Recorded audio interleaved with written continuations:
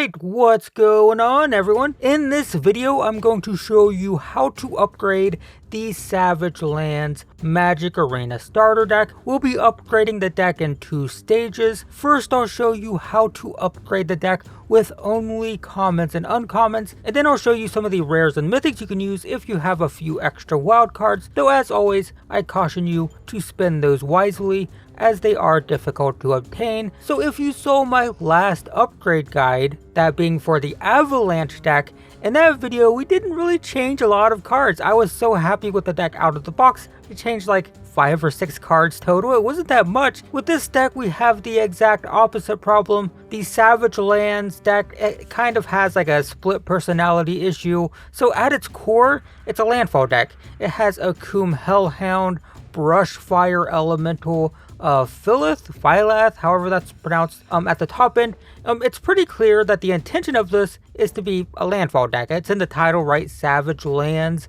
It's a landfall deck. It's a Gruul landfall deck. Makes sense.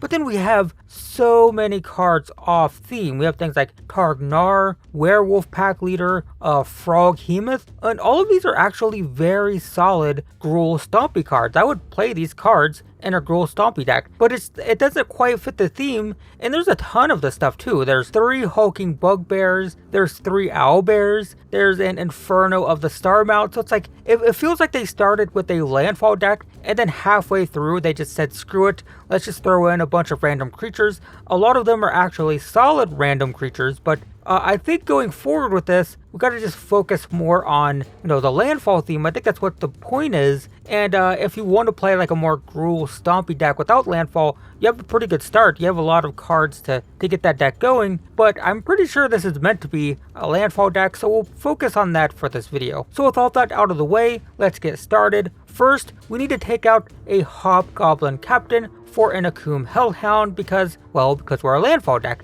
The Captain is good in Tribal Goblins, but honestly, I don't think I'd even play this card in like a regular Gruul aggro deck. It's okay, but it's not like exceptionally good. So, Coom Hellhound, it's what we're doing. It gets really powerful once we can trigger it multiple times per turn, so we'll go with that. So for that same reason, we'll take out the other Captain for our 4th Brushfire Elemental. These are great because they're difficult to block, right? They can't be chump blocked. And remember, if we play one on turn 3, play it before you play your land, right? Like you have 2 lands on turn 3, play it first, then play your land to get the landfall trigger, then you can attack with it. That normally doesn't matter because creatures don't have haste, right? So if you play your landfall creature after you play your land, doesn't matter because it can't attack anyway, but these have haste, so always play them first before you play your land for turn. Next, we're taking out 3 Hulking Bugbears for 3 Skyclave Geopedes. These are kind of underrated in my opinion. You don't see them that often in landfall decks, but the trample is what makes these so good. Once we start playing spells to get 2 landfall triggers per turn, having a 7 power trampler is very relevant, so underrated and worth playing in my opinion. Next, we're taking out 2 Bull Strength for 2 Cleansing Wildfire. Bull Strength is okay, but not great, not really what we're doing, and Cleansing Wildfire lets us get multiple landfall triggers per turn. The idea is that you blow up your own land so you can search for another one. This can also help with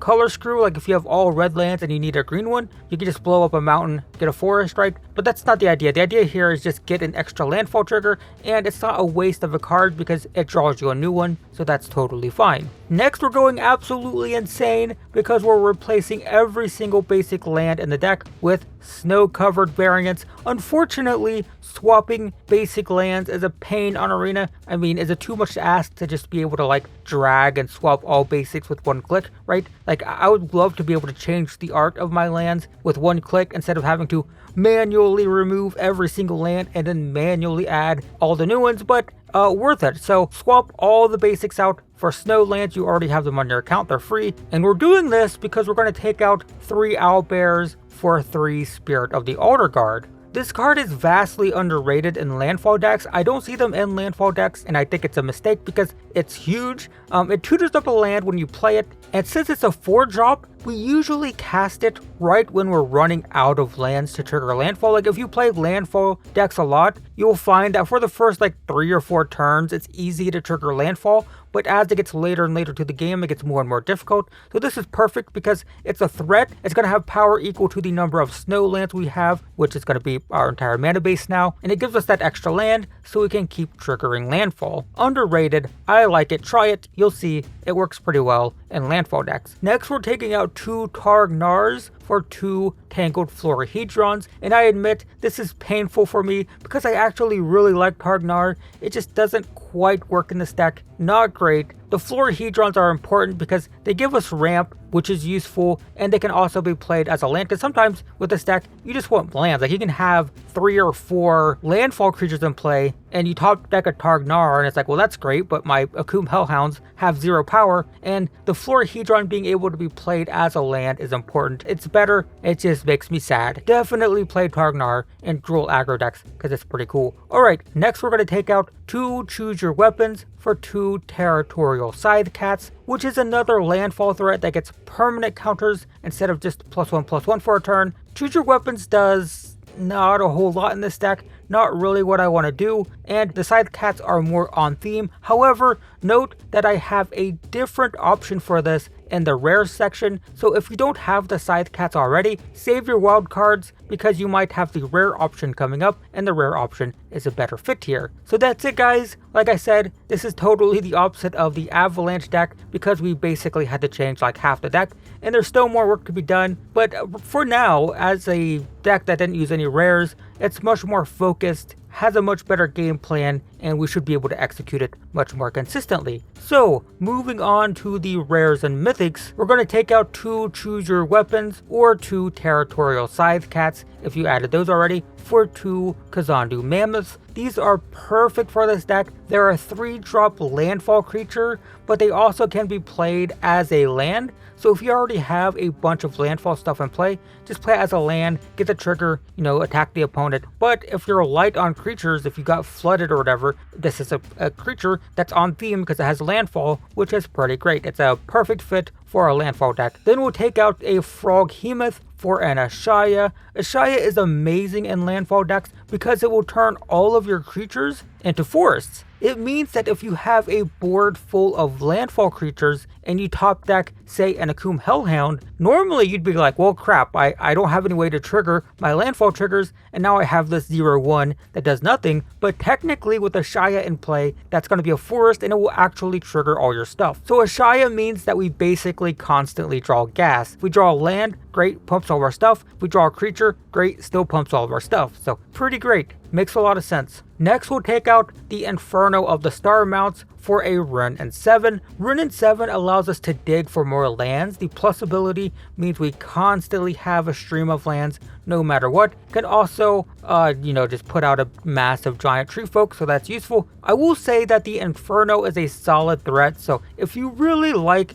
beating people down with the big old dragon, that's fine. But Run and 7 really helps with keeping these landfall creatures active. And then we're going to take out the Werewolf Pack Leader for another Run and 7. Werewolf Pack Leader is an amazing card in green aggro and green stumpy decks. A 2-mana 3/3 that draws cards is kind of amazing. But we're Gruul, so there isn't even a guarantee that we'll have the double green, right? There's a chance you can't even cast it until turn 3 or 4. And then it also doesn't synergize with our deck, so I highly recommend the Pack Leader in mono green decks. And if you didn't have one, you have one on your account now because it was added when these decks were added. Great card in mono green, but in this deck, Run and 7 will win us more games. It's just a little bit better. And if you don't like Run and 7, by the way, you could also just add like an extra Ashaya here. That's totally fine. Or even like a Phylath, just any top end threat. Take out the Werewolf Pack Leader, add a Run and 7, an Ashaya, or a Phylath, or a Phylith, or whatever. I prefer Run and 7, but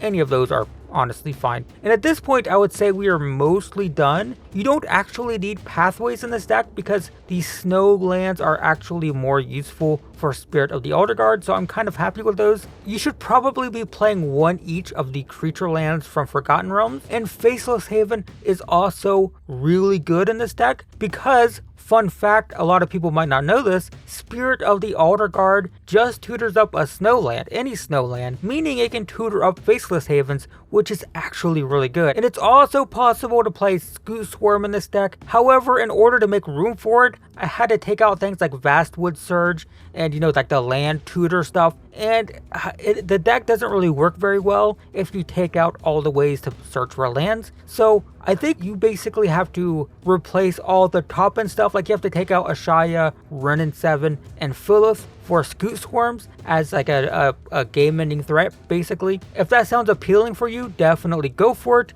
I personally like Ashaya and Renin 7 too much to make it an official upgrade, but if you're a Scoot Swarm fanatic, and I know a lot of you are, it's definitely a perfectly reasonable, potentially game-ending threat as opposed to Ashaya and whatnot, so feel free to experiment. And that's the deck. We changed a lot compared to the Avalanche deck. We changed a lot here, but what we have now is much more consistent at, you know, triggering landfall. And let me say, this thing can really put out a lot of power. Sometimes you just get that perfect curve where you play threat after threat after threat, and they're constantly getting pumped by lands. And this thing is it can get out of control for sure. It snowballs, you might say. But we are a creature-based deck, so we're a little bit weak to board sweepers, but so are most creature decks. But overall, we definitely win more consistently with this build because we no longer have that weird split personality thing we had when we started, and that should make the deck much more viable. So there you go, guys. I hope this video was helpful. Consider leaving a like if it was, and subscribing for more, as I will be upgrading all 10 starter decks in the future. There's actually a playlist, so you'll see one on the end screen coming up in a few seconds, so check that out if you're interested in seeing the other starter decks upgraded. But in the meantime, thanks for watching, and I will see you in the next one.